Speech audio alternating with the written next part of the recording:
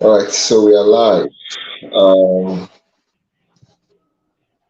I think we can begin sharing the link on WhatsApp group, especially the YouTube link on our WhatsApp group. Good evening, guys. If you can hear me, quickly say hi on the comment section so we can know that you're here with us. Uh,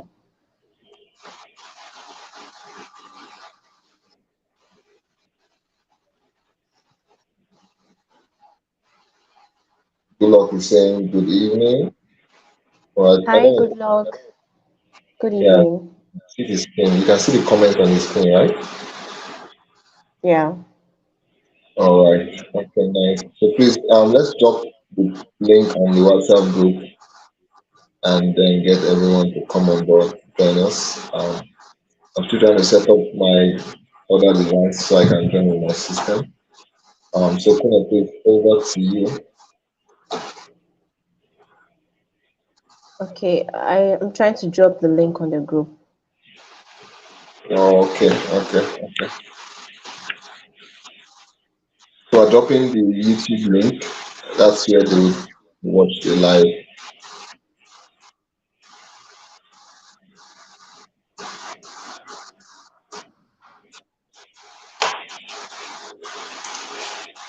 Can you resend it to WhatsApp?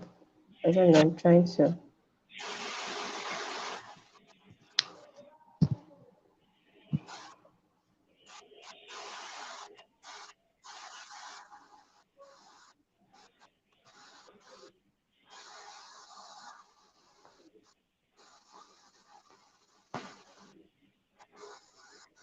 Okay, I just dropped it on the DM now.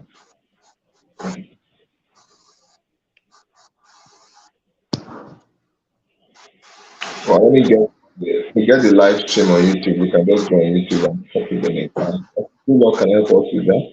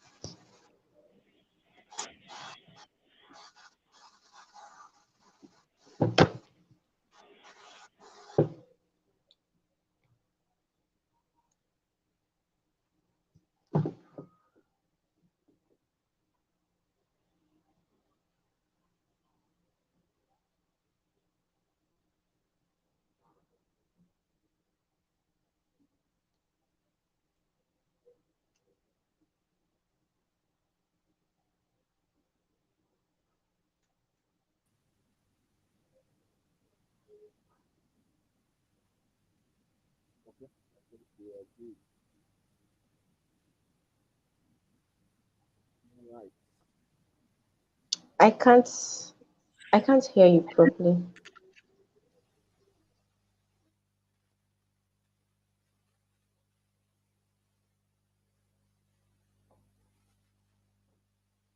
So you can't hear me. You can't hear me.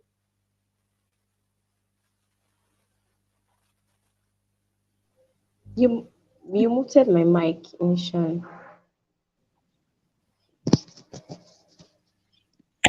Can you hear me? Okay. I think it's coming up now. Your voice is quite low.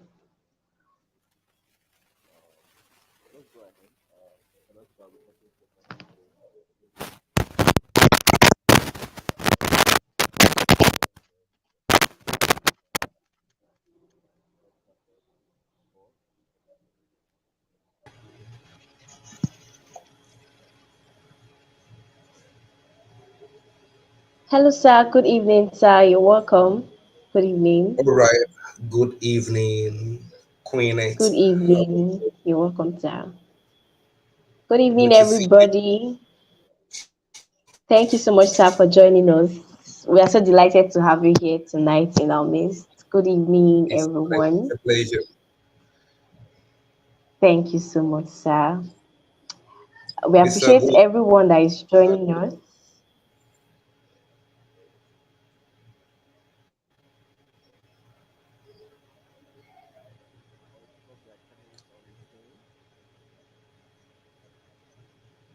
Good evening, King Josie, you're welcome. Good evening, Christabel, you're welcome. Good evening, good luck. You're welcome. Thank you so much, everyone, for joining us tonight. We are in for an amazing time. Like I mentioned earlier on the group, if you know our guest speaker for tonight, you're going to come prepared. I mean, with your jotters, with your pen, your writing materials, you're going to come really, really prepared because we are in for loads of value. So I want to see those emoji on the comment section. Some persons they've already given us their expectations for tonight. But if you're just joining us now, sufficient, you're welcome. Good evening. If you're joining us, please put on the comment section just one word that is your expectation for this section. One word, just one word. Mine is rejuvenation. Rejuvenation. Someone said is shift.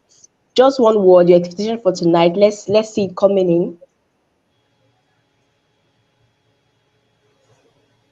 Let's see it coming in. Our guest speaker is ready, is ready for us.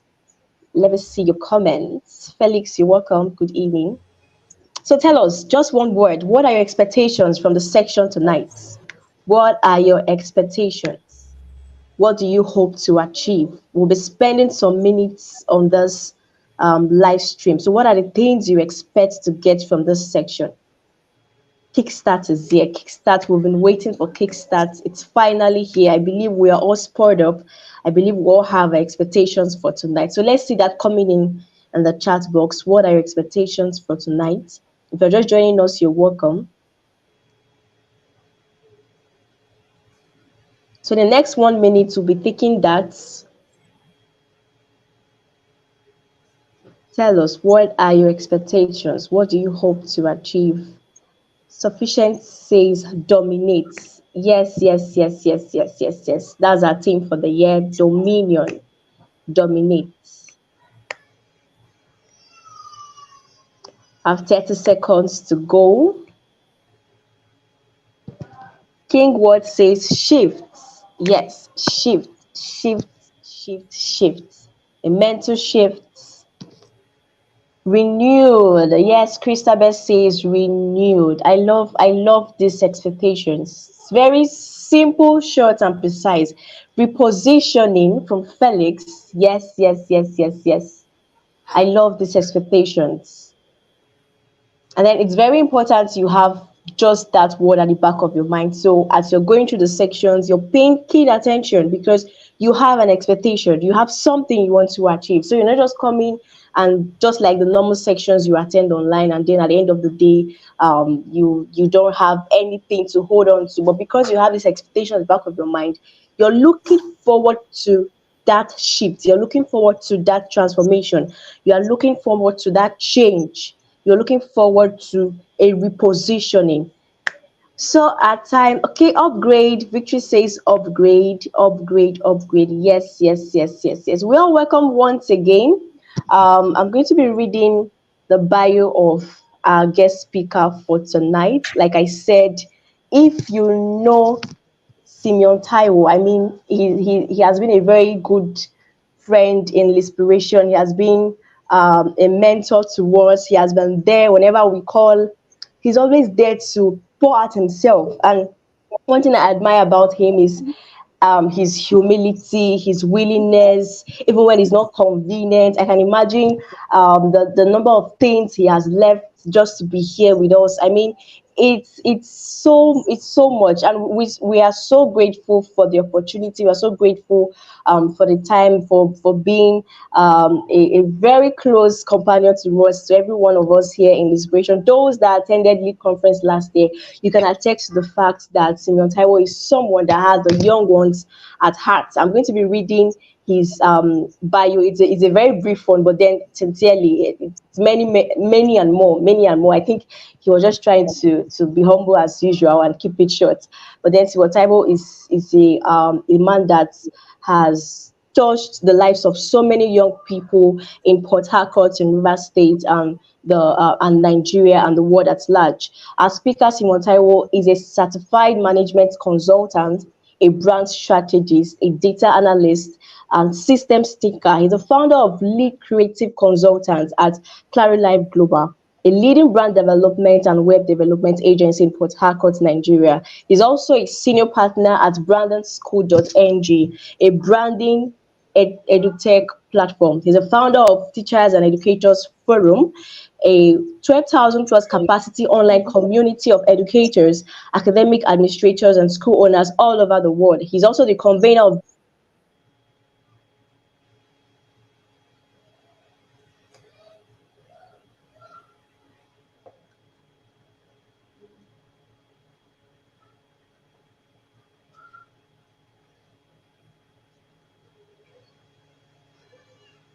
this is the person we have today in our midst. You're welcome. You're welcome so much, sir. We're so excited to have you here with us tonight. Thank you so Thank you much. so much for joining us. Thank you so much for joining us. We really appreciate. Thank you so much, sir. You're welcome.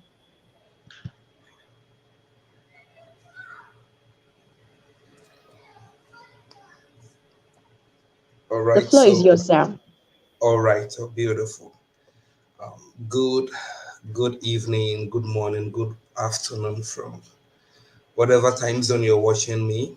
And tonight is going to be more of a heart to heart discussion. Thank you so much, Mr. Go David, for counting me worthy to be on your platform this evening. And thank you so much, Queen It, for the powerful work you're doing behind the stage. I'm really grateful. Thanks so much for the generous, introduction. Thank you so much. So, like you've heard, my name is Simeon Taiwo, and I'm a brand call strategist, and I'm also a systems thinker. And one thing I tried to do this evening while preparing for this short meeting is to take a systems approach in view of the topic we have at hand, and then see how we can convert it into a journey that begins from point A to point B. So that's what I was just trying to do briefly before getting in here, trying to convert the topic into a journey that begins from point A to point B, so that everything we'll be talking about today will be methodical. There will be a step by step process of action points to do. You will know when we are talking about the stage you're in, right? You will know what level you're currently at, and then what applies to you at that level, right? So, what we are talking about today is becoming masters of your craft and then dominating your niche. Like a two-in-one, topic: how you can become the master of your craft, and then how you can dominate your niche, right? And I love the way the two concepts were put together. You become a master first, and then you dominate, right? So, what is the first thing in becoming a master of your craft and dominating your niche? What is the first step? The very first step is transition from passion to mission. Have a transition from passion to mission. Have a transition from passion to mission. A lot of us that got into what we are doing today, the truth is, for majority of us, passion got into what we are doing. We were just passionate about it. We just loved the idea of, doing that stuff. We loved spending time on that stuff. It kind of stimulates us, emotionally, psychologically, and then we love, engaging in it. And then we find out that, oh, this thing, it's like there is something promising about it. So let me just venture into it. That is how most of us get into what we are doing today. There is this idea of you fancy it, you like it, you spend most of your time on it, and then gradually you're there today. Now, the question is, have you been able to turn that thing you have passion for? Have you been able to turn it into a worthy mission? Now, I'll be trying to help you understand what exactly it means to have a mission, what exactly it means to to be mission driven, the very first thing you need to understand is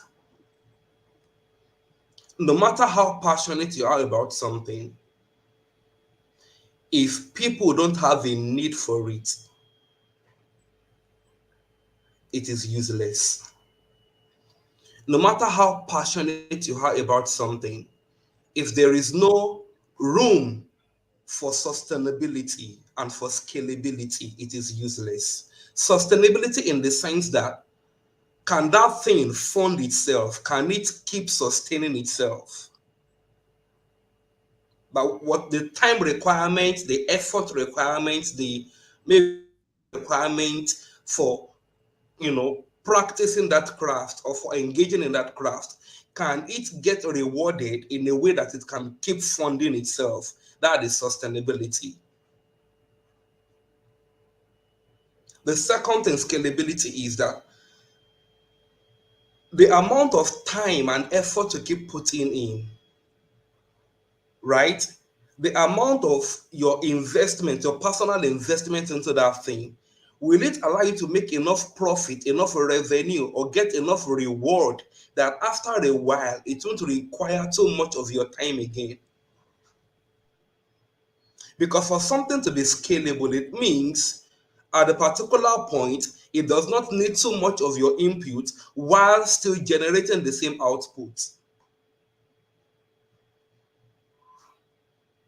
Something is scalable when, as time goes on, your input reduces while the output keeps increasing. That is scalability. If you're doing something and your input keeps increasing in order to increase output, that is not scalable. After a while, it will wear you out. After a while, that passion will drain you. So, a lot of people that began with passion, two questions they don't ask is, this thing I'm doing, is it sustainable? Or how can I make it sustainable? Or this thing I'm doing, is it scalable? Or how can I make it scalable? Because like I said in some of my articles recently, time is the unit of efficiency and productivity. Time is the most important factor when we're talking about efficiency of something and productivity. The more of your time you in an engagement, in an activity, in an endeavor, right? The more of your time you consume, the less efficient that thing is. So, a lot of us that began with passion, many of us don't get to that point where we ask ourselves, this thing I'm doing, how can I reduce the time I'm spending on it? How can I reduce the effort and the input I'm investing into this thing while I'm still maximizing the output? Output there means the profit, the revenue, right? So, how can I reduce the time I'm spending while I'm still achieving the same level of output or increasing level of output? That's one. Mission is about you understanding that it's not just about you love something, but there is a burden you have for something. So it's okay, or it's allowed, it's obtainable that you just have a passion for what you're doing. But the question is there a need in the society? Is there a gap in the society? Is there a problem in the society that that passion can address, which you have a burden for? There is a difference between someone who is studying medicine, someone who is studying medicine or nursing or whatever, right? And that's a passion for maybe wearing, seeing himself or herself dressed neatly, walking down the corridor of a hospital, and then, attending to patients, speaking the English and injecting people and all of those things. It's different. You have a passion for the activity, but the question is, do you have a burden for sick people? They are two different things. A passion for an activity, a burden for a situation.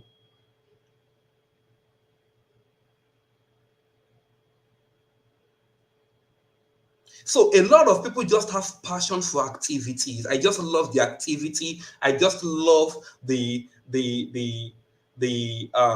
realities around this thing, right? I just love what it looks like, having my own workstation, having three laptops and then one big monitor, and then you just love the idea. And then maybe just moving from one software to another, just start pressing computer from morning till evening. You just love the idea. The question is there a real life situation? Are there challenges? Are there gaps in the market, issues in the society that you have a burden for? So mission takes you from just having passion to having a burden, spotting a need and having a burden for meeting that need.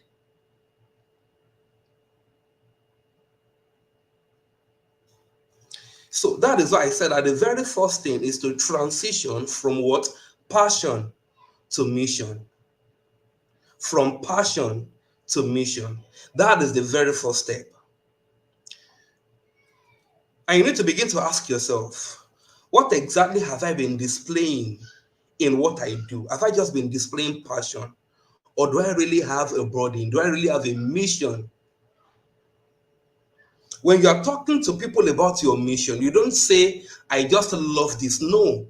When you're talking to people about your mission begins with to help, to do this, to achieve this, to solve this, right? A mission statement is an action statement. It begins with an action word. It is a verb statement of what impact you want to make in a gap that you spot in the society. That is a mission statement.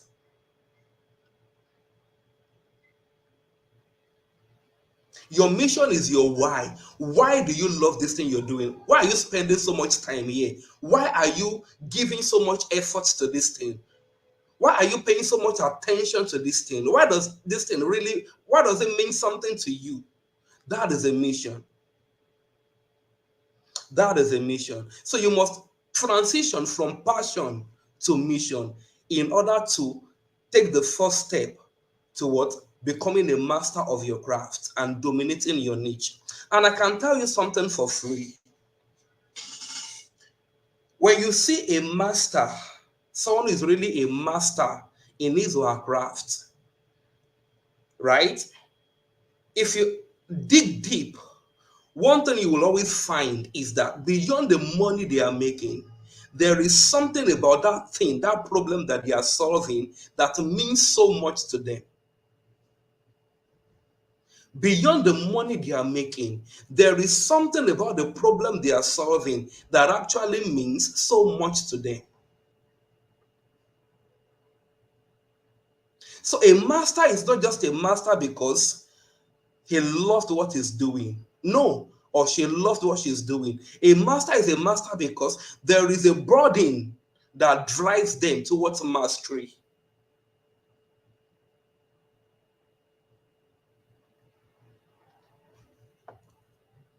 The next thing, now that we've talked enough about transitioning from passion to mission, the next thing is to understand the codes of excellence. The next thing is to understand the codes of excellence. Now, you've transitioned from passion to mission. You found the problem you want to solve. You have a deep burden for this problem. The next question you want to be asking yourself is, what are the industry standards of solving this problem? Now, I'm giving you the codes of excellence because a misconception that people have about excellence is what you just assume it to be. And that is wrong. You don't assume excellence because excellence is relative, excellence is subjective. What Mr. A sees as excellent, Mr. B sees it as mediocre. So if your own understanding of excellence is just what you have seen so far in your life, right?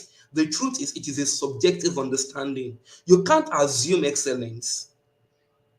And three things that must be involved in your quest for excellence is number one, it must involve these three things. Number one, industry standards. Industry standards. Number two, best practices. Number three, attention to detail. You cannot lack any of these three and claim to be excellent. You don't know the standards of what you're doing. You don't understand the best practices around what you're doing. You have no attention to detail. Then you don't have excellence.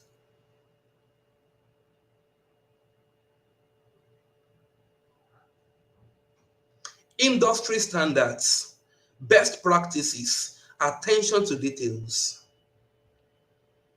So, when you find a burden for something, the next question you want to be asking yourself is, what are the industry standards of solving this problem? Research is what begins immediately. You begin to research in that area you have a burden for. And your research doesn't stop. Your research doesn't stop. You keep researching to understand what are the latest industry standards, what are the latest best practices, what are the details that we need to pay attention to.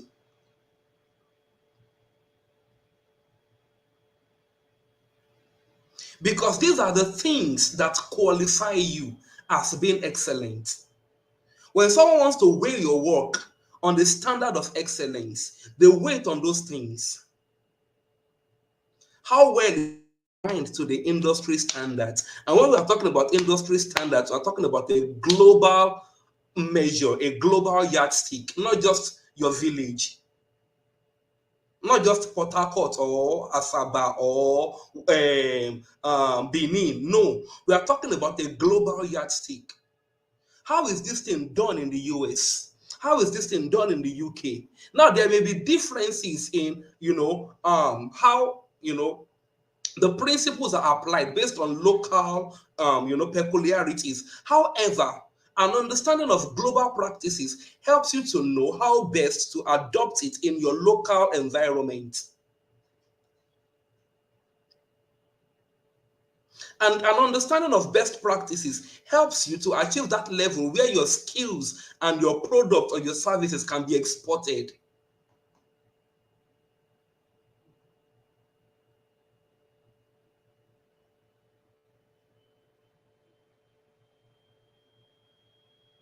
So if you don't understand global practices like industry practices, best practices, right, and you're not researching to know how things are done, you keep becoming a local champion, right?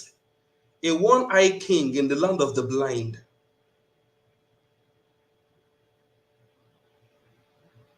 So industry standards, best practices, and attention to detail. Because it's one thing to have a mission, it's one thing to have a burden for something, it's one problem you want to solve. It's another thing to really be a trusted and a reliable solution to that problem. We know that you have a burden for this problem. We know that you have right, a desire to solve this problem, but can we trust what you know about this problem? Can we trust how well you understand the dynamics or the modalities of solving this problem?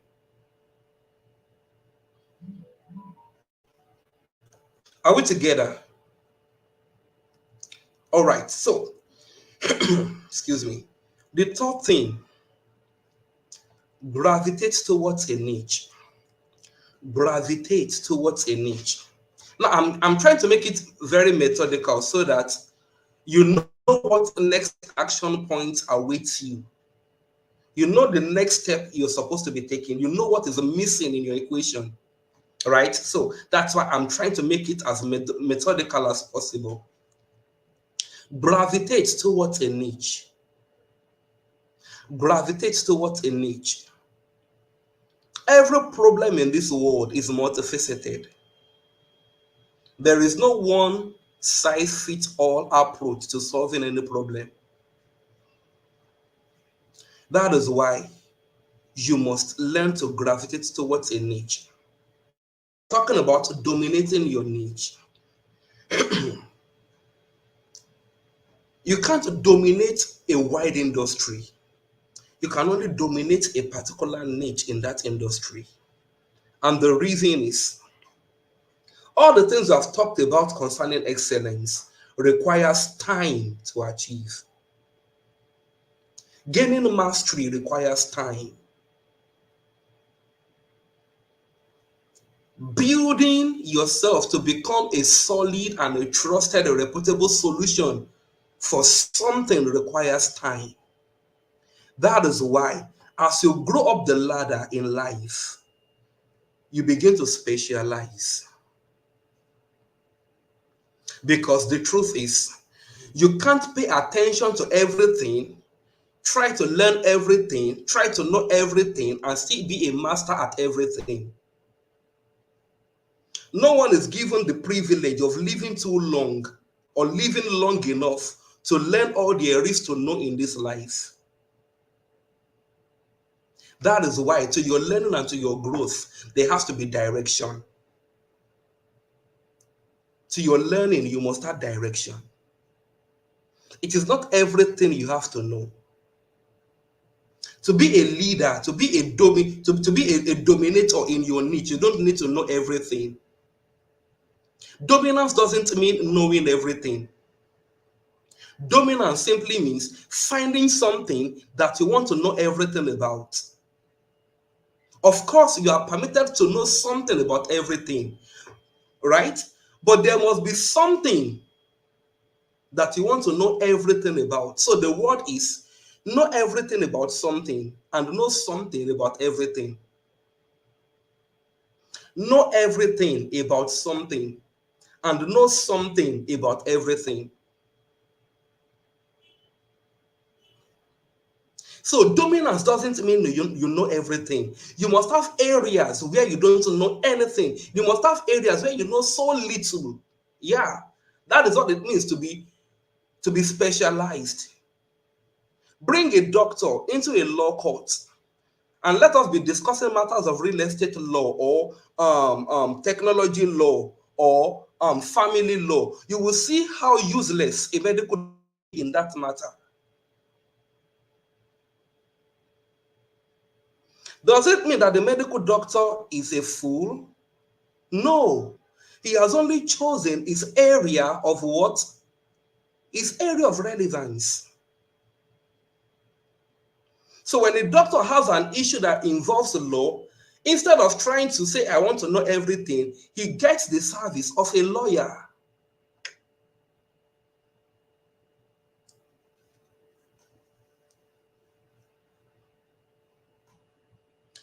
So after understanding the codes of excellence, the next thing is to begin to find where do I really where do I really find myself performing the best?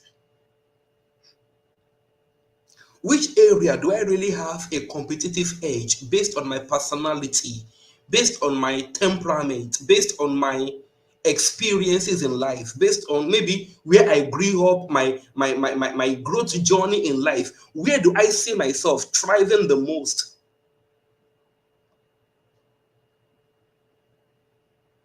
So at the beginning of the ladder, you're still generalizing, you're still trying your hands on many things just to understand because you're learning yourself.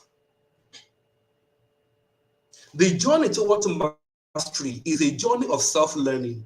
You're actually learning yourself.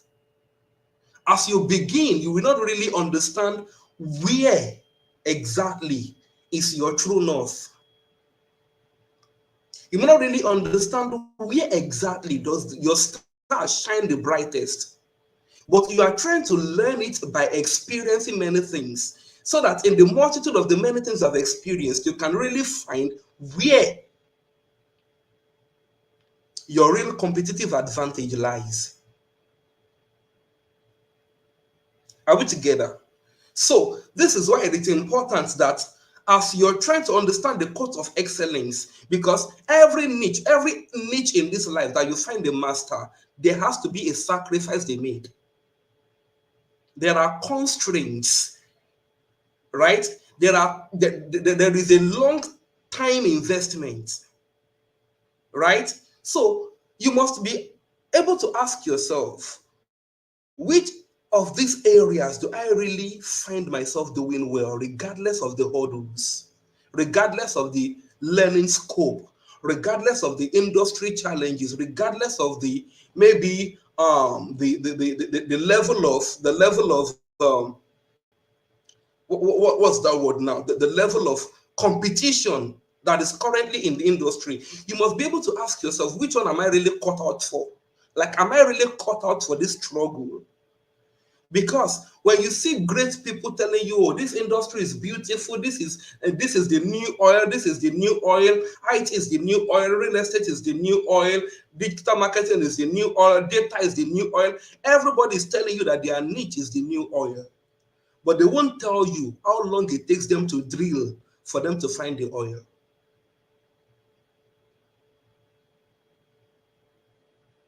So while everybody is telling you that this one is the new oil, you must ask yourself, which one am I really cut out for? Which one am I really cut out for? Right? That is finding your niche. And I must tell you something, that every decision comes with a trade-off. Every decision comes with what? A trade-off. So don't make decision based on, oh, they've told me that I will gain this, they've told me I will make this, they've told me this is how much I'll be earning per month. Also ask, what are the things I will have to sacrifice to get this thing? Because there is always a sacrifice to be made. There is always a trade-off. There is always an opportunity cost. A lot of times, people don't include that in their marketing, right? When they are marketing the stuff, they don't include it. But you must be curious to know. So that is finding your niche. Gravitate towards a niche. And when you're gravitating towards a niche, it must come from an understanding of your personal strength. It must come from an understanding of your years of experience and what you've gained in life in terms of your core competencies. And it must also come from the understanding of what the industry is all about, what the niche is all about. The last thing is build a career around your niche. Build a career around your niche. Build a career around your niche. Building a career simply means being committed completely to that niche. Be committed. Be committed. No, one thing that is really missing in the equation of a lot of young people is commitment.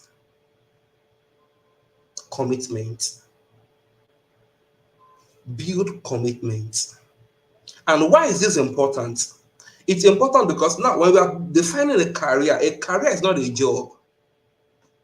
A career is not just a temporary occupation. No, a career is a lifelong journey of the relationships, the jobs, the occupations, and the learning you have created on that particular ladder. So you must be ready to invest years around building the career. You can't have a passion today and expect that in the next 6 months to 1 year you have become a master. No, no, no, no. Whether you're building a professional career or it's a business career as a businessman, as an entrepreneur, it takes time. It takes time. Majority of the greatest entrepreneurs you will find in currently in the society, whether in Nigeria or across the globe, they got into that level of success, of mastery in their 40s. Majority of them didn't succeed on their first business. So you must be ready to invest time. You must be ready to invest time. And that is where commitment comes in. Commitment comes in. And now, what are the things you use as incentives while building your career? What are the things you use as incentives while building your career? Number one, always think about solving problems. And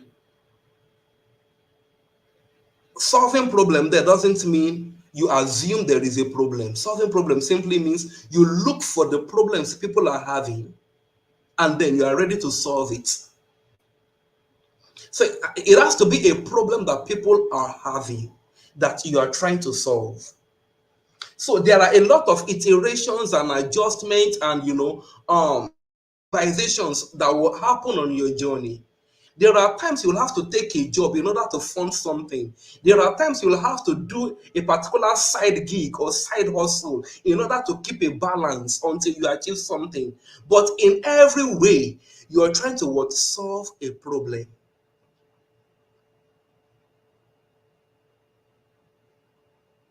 Whether you're building a career as a professional or you're building a business as an entrepreneur, you must always think of what problem can I solve to increase my earning power? What problem can I solve to increase my relevance? What problem can I solve to increase my influence? What problem can I solve to even, become more reputable in my industry? So you are thinking of problem solving. You are always thinking of problem solving. So while you are in that profession, while you are working in that company, you are asking yourself, what problem is this company having that I can write a proposal about, come up with a solution, and submit to the to the CEO or to the MD or to whoever is in charge. If you have grown so big into the you find out, okay, what problems are there that are still existing in this market that my company is not yet solving. I was reading an article some months ago and it was talking about the OP mafia.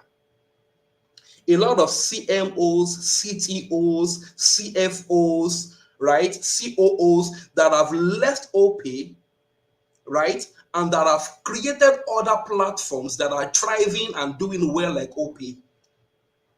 And when I think I was going through it on Tech Cabal or something. In the course of their work inside OP, they realized that there are still some problems that are still existing that OP is not solving, and probably OP is not cut out to solve them. So they branched out and focused on that.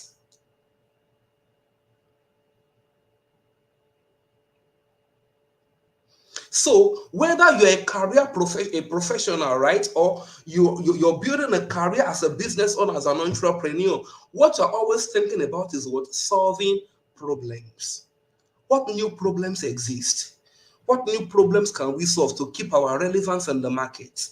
What new problems can we solve to retain our customers? What new problems can I solve to help this organization grow better and even rise up the rank in my career while helping them? Because when you're working in an organization and you're thinking of solving new problems inside the organization, you are also adding to your portfolio. You are increasing the juiciness of your portfolio.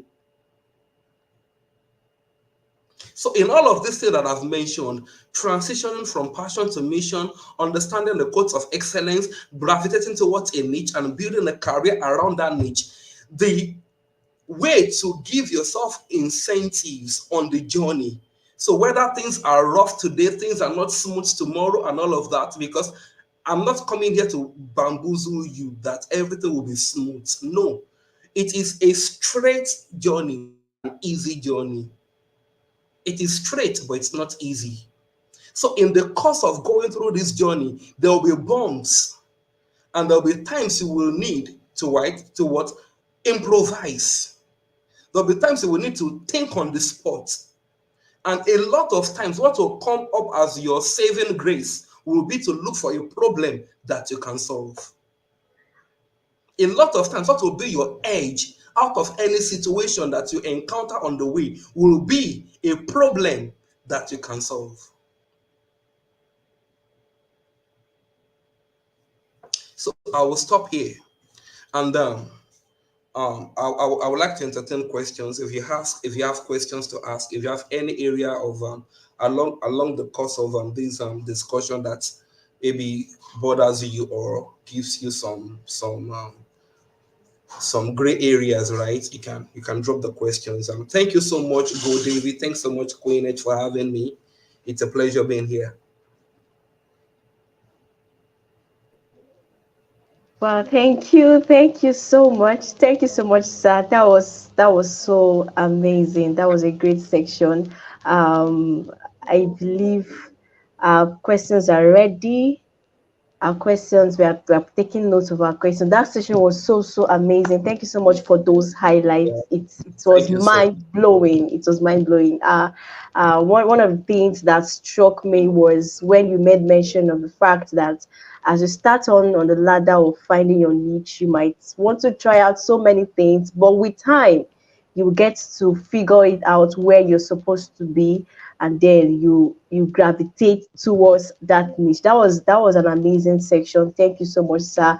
I hope we've had lots of value tonight. Please, let's see it in the comment section, the fire emojis. Tell us that one point that struck your heart, that blew your mind, and you were like, yes, this is it 2024, this is it. I am ready to dominate my niche. So I would love to see those comments on the chat box, and then if you can drop your questions as well. We have few minutes to go. If you can drop your questions so our guest speaker can attend to it. Let's see them coming. Goodness is saying, in the journey of mastery, always see problem solving as an opportunity to get more relevant in your skill, not as stress. Oh, that was a great one as well. Thank you so much, Goodness. Let's see them on the chat box. Let's see them on the chat box. Drop your comments and your question. And while we are waiting for the question from the audience, I have one question that I would love to ask. And Good. uh, much. I'm sorry, I think. Uh, Good. Can you hear me? yes, I can hear you, sir. Okay. I just wanted to confirm if you can hear me because I would like to say one or two things after after we've asked some questions. I would like to also ask one or two questions for the end of the session tonight. Okay? Okay, sir. Okay, sir. So okay. as I was saying, I have. Can you hear me, sir? Yeah, I can hear you clearly. Okay, thank you so much, sir. Thank you so much, sir.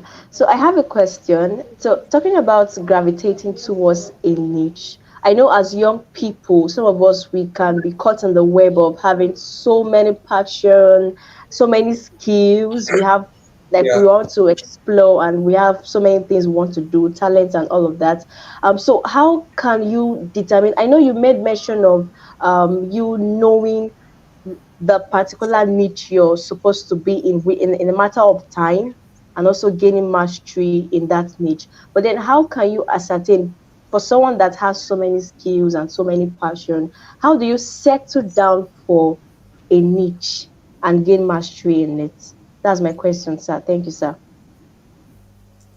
All right. So, yeah, can you hear me? Yes, sir. Loud and clear, sir. Oh, beautiful. All right. So, um, what I found out about being multi-talented, right, is that having multiple skills, having multiple talents, knowing how to do many things shouldn't actually be a limitation. These things are actually tools for expression, not that you are supposed to necessarily major in them. Like you have a skill in this area, maybe video editing, maybe public speaking, maybe writing, maybe graphics, maybe whatever. These skills are actually tools. of expression, right? Now, what a lot of young people always mix up is that they always think only in the direction of practicing that skill till the end of their life. That, okay, if I really want to major, then I should be a graphics designer for life, I should be a writer for life, I should be. No, writing is a tool of expression, graphics is a tool of expression, public speaking is a tool of expression.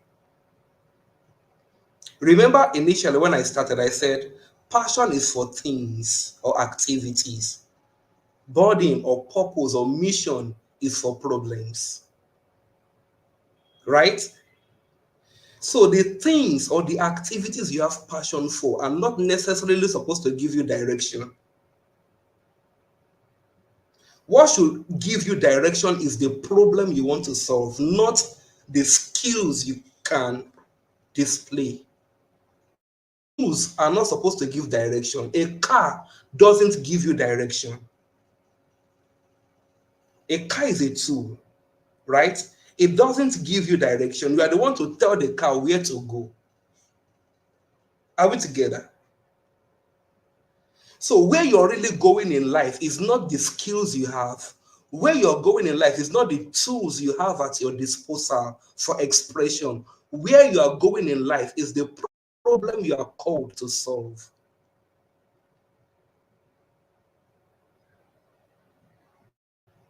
Are we together? And in the course of finding that problem, you will now realize that all of those tools, all of those skills now are instrumental, they are useful in the expression. So, that I'm coming here to talk to young people doesn't mean I'm a public speaker. No, I'm not a public speaker. That I write almost every day on my social platforms doesn't mean I'm a writer. Of course, I can coach people who are into writing. I can coach you how to write well.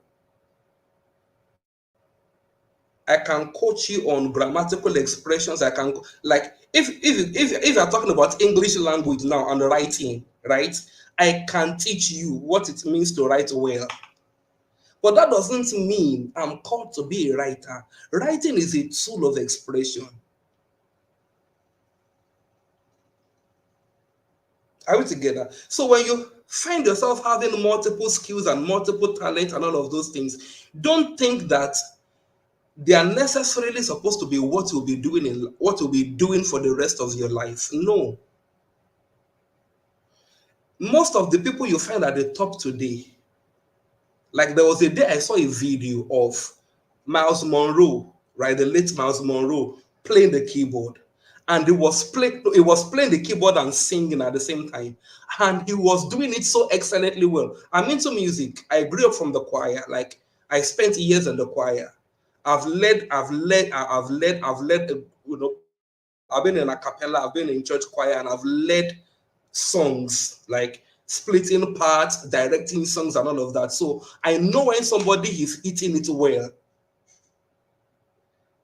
If I never saw that video, I would never have believed in my life that Miles Monroe could play the keyboard and he could sing. But did he end up as a music star? No.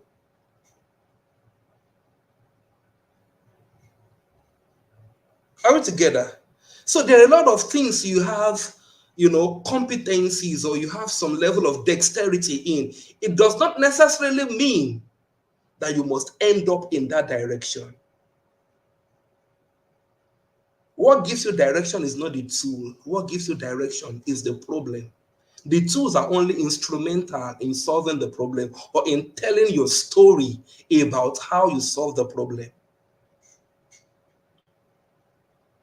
So the tool can be instrumental in passing your message across, in telling your story to the world, or in the practical solving of the problem. So David was supposed to be a king, but at the time he was learning how to fire sling. At the time he was learning how to, it was leading, tending flock, right? At the time he was playing the harp. So he played the harp, he tended animals, he shot sling. Did he later become maybe what's that word now? A music star, or did he later become a headman? No, he became a king, tending human beings, leading people, but he needed the skill of firing a sling. He needed the skill of leading animals. He needed the skill of playing the harp. He wrote the largest number of hymns in the Bible, right? Yeah, it was also hunting. He wrote the largest number of hymns in the Bible.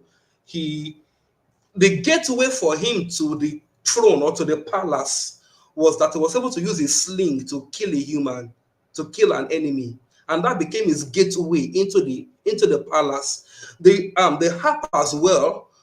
Are we together? The harp as well was instrumental in helping him get favor, the initial favor that made the king even know that there was somebody called David in Israel. So all of those tools were only instrumental on the journey, not that they were meant to determine his direction. No, they were only instrumental on the journey. So when you are thinking of your direction, don't think about the tools you have at your hand. Think about the problems that you want to solve, that you are called out to solve, or that you are caught out to solve. Are we together? Yes, sir. I don't know if I answered that question Yes. satisfactorily. Yes, sir. Yes, sir. Perfectly. Thank you so much, sir. Thank you so much, sir. One thing I learned is what gives direction is the problem, not the tools. And another thing that caught my attention during the section is that you made mention of the fact that it takes time to build a career, and as young people, we should be ready to invest time, and that's where commitment comes in place. So we Exactly. can't get it all figured out, starting up a business and then want to blow quickly. It doesn't happen that way. Mm-hmm. We need to be ready to invest the time, the resources, and commit and be committed to that niche. Thank you Exactly. so much, sir. This section was really, really insightful. I believe each and every one of us had a very good time here, and the 1 hour and some minutes we spent on this live show, it was so insightful and valuable. And I believe that each and every one of us, we are dropping our points, our values on the comment box. I can see some persons. Someone is saying a master is a master because there's a burden that drives him into mastery. Thank you so much, sir. Once again, we really appreciate your time. Thank you so much, sir. Thank God. Sir Go David has something to say. Over to you, sir. All right, thank you very much, Kunet. Mr. Simeon, thank you very much for the amazing session. I don't know, can you hear me clearly? Yeah, Yes, sir. I can hear you. All right, okay. Before we wrap up, I just want to, I'll say something when you are done, but I just want to ask a question for everyone. You know, this is Kickstart 2024, so it's basically to help young minds start their year. You've given us massive value already, but I just want you to help us in few words or in few points, right? What can young leaders do to dominate this year, right? So they may have started on a course, maybe they've even discovered their purpose, they discovered the problem they want to solve, and then probably some of them have some particular projects they want to work on this year in their industry, in their niche. What expert advice as a professional, as someone who has been in the industry which you have been at, and then you've achieved results? I know you set targets every year, and then definitely you smash majority of them. So what advice would you give to these young persons to really maximize their year so that at the end of the year they come back and they are like, thank God for that program, thank God for this strategies. I was able to do this and do this and do this, and then I got this result at the end of the year. So I think this will be like a take home for majority of us who are looking for a very concrete strategy to go through the year and then to dominate. Thank you very much, sir. All right. So, yeah, for those who have gotten to the level of, let me call it, they've found their niche and they're already building a career around their niche. So what's the next thing? There is something I mentioned about career in the passing, and I mentioned it as relationships you're building, experiences you're gaining, and the learning you're acquiring. Now, I think the fourth one will be the problem you're solving. So relationships, experiences, learning, and problems. Yeah, those are the things that actually make up a career. And it's always over a long period of time, not just on one occupation or one job. Now, so let me just buttress on this last part again for the purpose of context. Dominating your year actually is a strategic move. And then I would say dominating your year doesn't begin in the year, doesn't begin when you have entered the year. Dominating your year begins even before you enter into the year. And what am I driving at? What I'm driving at is the relationships that you will leverage to dominate a year. A lot of times you must have been oiling those relationships in the previous years. Are we together? Now, dominating your niche or dominating your sphere in a particular year, the very first factor is relationship.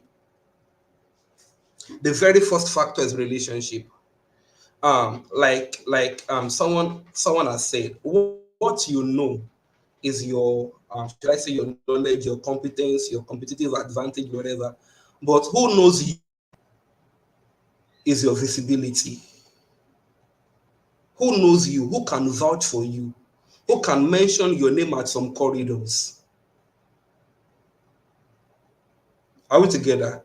Do you have sponsors, people that can mention your name where it matters? Are we together? So investing strategically in relationships is a key thing for dominance. Investing strategically in relationships, especially around your niche, is a key ingredient for relevance. Now, you must know this. When building relationships, you build relationships to achieve synergy. You build relationships to achieve value exchange. You build relationships to achieve what we call symbiosis, symbiotic, benefits. And how do you build relationships? You build relationships on the val on the val on the weight of what do I have that this person doesn't have? What does this person have that I don't have? Where can we come together and establish a synergy whereby this person benefits from what I have and I also benefit from what this person has? Are we together? You don't beg your way into relationships. You come from the position of power and from the place of value. Because whatever you use to enter a relationship, that is what you will use to keep it. If begging was what got you in, begging is what will keep you in.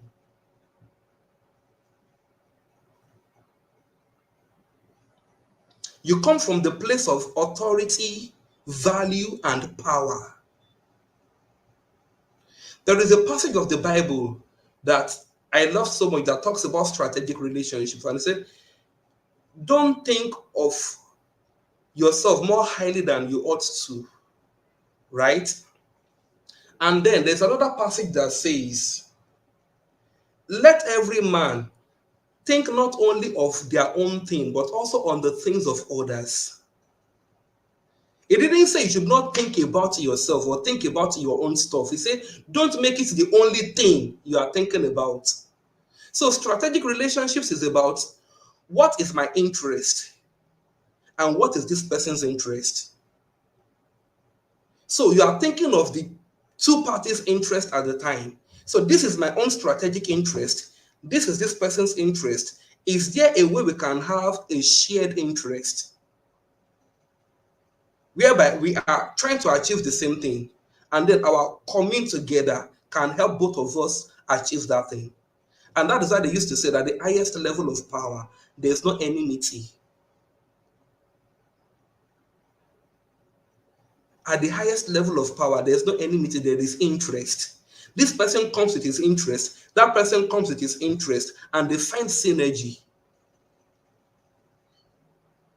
So, one of the ways to, do you know that Steve Jobs, during the time that there was this opinion or this idea that Apple has come to take the market from Microsoft, Apple is the next big thing, to hell with Microsoft, blah, blah, blah, blah, blah.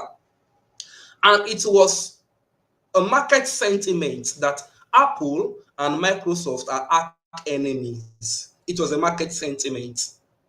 Now, Steve Jobs, at the heat of that moment, Steve Jobs actually approached Microsoft and demanded for funding. How would you go to your what people call your arch enemy and request for funding?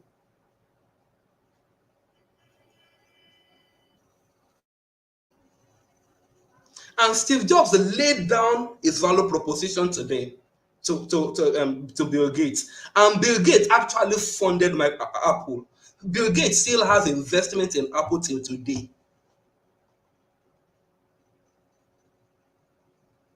While people are saying, me, I'm team Samsung, me, I'm team Apple, me, I'm team Samsung, me, I'm team iPhone. Till today, Samsung still does the screen of iPhones. So at the highest level of power, it's not enmity, it is interest. So the people on the crowd, they are the ones choosing parties. At the top, there is really no party.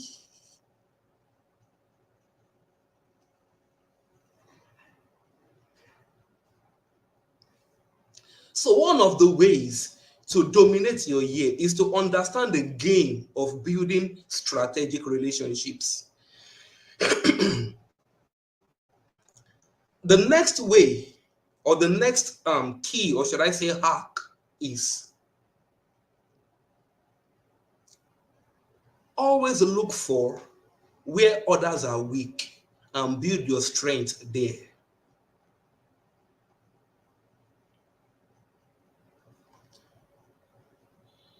In the book Art of War, it is said that the greatest warriors understand the battles that they shouldn't fight. Right? It is not every battle that is worth fighting. There are some times you avoid certain battles strategically. So, for instance, let me use this as just a practical example to drive home the message. You're in a workspace, or you're in a workplace rather, and in your company, or maybe in your department, every other person in that department, they are all good with video editing, all of them are good with media stuff. This one is video editing, this one is maybe retouching, this one, like all of them are good with media stuff. And you're like, okay, how can I increase my relevance or fast track my relevance in this company? Okay, they also need maybe Excel, or they need PowerPoint stuff. They use PowerPoint stuff for presentations. There's always Excel for analysis, data analysis, and all of that. Okay, others are good in this area. Let me pitch my content in this area. The idea is that while others have become a go-to for certain things, you quickly rise up the rank to become the go-to person for your own thing. If you say you want to start competing with those who have spent years in the company before you and are already masters of certain things, by the time you are trying to catch up, they are scaling up. While you are playing catch up, they are scaling up their expertise. So instead of trying to play catch up, why not find somewhere else where they are not good at and pitch your tent there? So the easiest way to dominate in your niche or in your industry or in your sphere is to do a survey. Where are others weak? Where are the rest of them? Where are they weak? What are the things they are not paying attention to? And zone in on those areas. So that while the market is saying, this is the best in this, this is the best in this, this is the best in this, when they come to you, they will know that you are the best in. You get what I'm saying?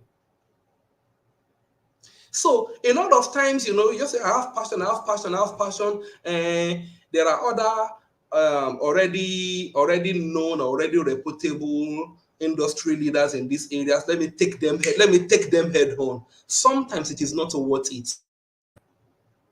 Sometimes what you need to do is those that are already reputable and well known, look for the areas where they have lapses. Look for the areas where they are not good or areas where they have not been paying attention to, and gather those areas and make them your own zone. Because when it now comes to negotiating at the table of power and at the table of relevance, you come with your own strength. Of course, they don't have it. So that becomes your bargaining power. That thing they don't have becomes your bargaining power at the table of relevance.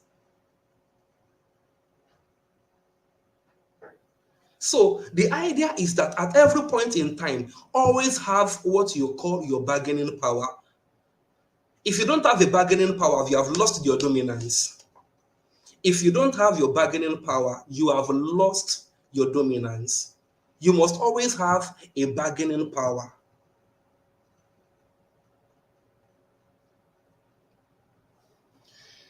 So these are the two things I feel that this year,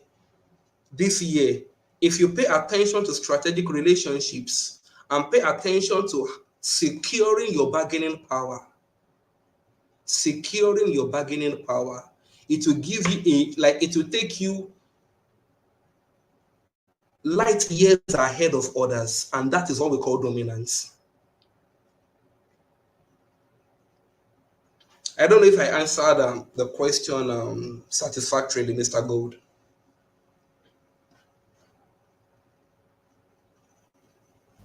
Yeah, yes, sir. This is really, really amazing. Two powerful points. I think with these points, we can really be more strategic with our year and get explosive results. Yeah, securing your bargaining power. I think that's one very powerful tool that many people don't really understand. Most especially if you are someone that is in business, well, not just even in career, because we are always in competition. You may not see it Exactly. as though you are competing with anybody. You may not even take it as though you are competing with anybody. But the truth is that we are competing with somebody else. So for that job Exactly. you want to, for that gig you want to secure, for that role you want to apply for, there's always somebody else applying for that same role. And Mm-hmm. why would they choose you over the other person? It's where your bargaining power comes in. Your ability to present your value, what you have to offer, what you bring to the table. That is what makes you stand out at such competitive level. So thank you very much, sir, for this powerful insight.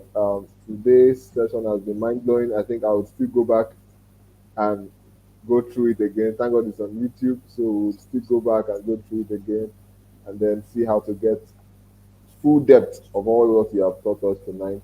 I would hand over the stage, the floor to the moderator to wrap up. But then, if you are watching us live, this is Go David, and this is the Inspiration, and we are having this session live from my YouTube channel. So if you are yet to subscribe to our channel, please do so now as we are starting out. We would like you to be among our early subscribers, right? So then, but we are done. So please, I would hand over the mic to Quinette, who would end the meeting for us tonight. Thank you very much, sir. We're really, really grateful Yeah. for Thank you talking. so much for having me.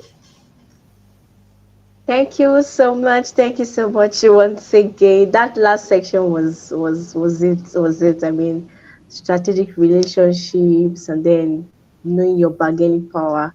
I mean, it's a lot, and I believe if we're able to um put in place these strategies that you just mentioned, 2024 is going to be that year for us, a year of dominating our niche. Thank you so much once again. We appreciate your time here with us for over 1 hour, close to 1 hour, 30 minutes. You've been here on this show. Thank you so much for your time. Thank you so much for the input.